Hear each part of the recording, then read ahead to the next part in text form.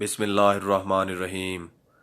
ایک خوبصورت اور دلچسپ واقعہ سیدنا انس بن مالک رضی اللہ تعالیٰ عنہ سے روایت ہے کہ ایک دیہاتی آدمی جس کا نام ظاہر تھا، وہ دیہات سے نبی کریم صلی اللہ علیہ وآلہ وسلم کی خدمت میں تحائف لایا کرتا تھا۔ اس کی واپسی پر رسول اللہ صلی اللہ علیہ وآلہ وسلم بھی اسے بدلہ میں کوئی چیز فرمایا کرتے تھے۔ ایک دن نبی کریم صلی اللہ علیہ وآلہ وسلم نے فرمایا، ظاہر ہمارا دیہاتی اور ہم اس کے شہری ہیں۔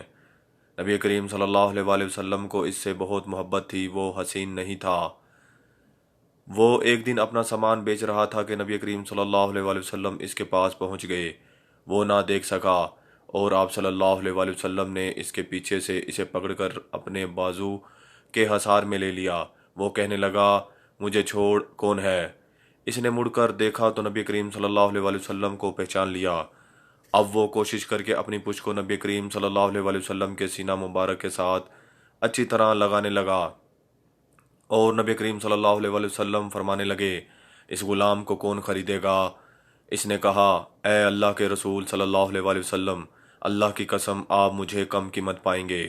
نبی کریم صلی اللہ علیہ وآلہ وسلم نے فرمایا، لیکن تم اللہ کے ہاں تو کم قیمت نہیں ہو، بلکہ اللہ کے ہاں تمہاری بہت زیادہ قیمت ہے۔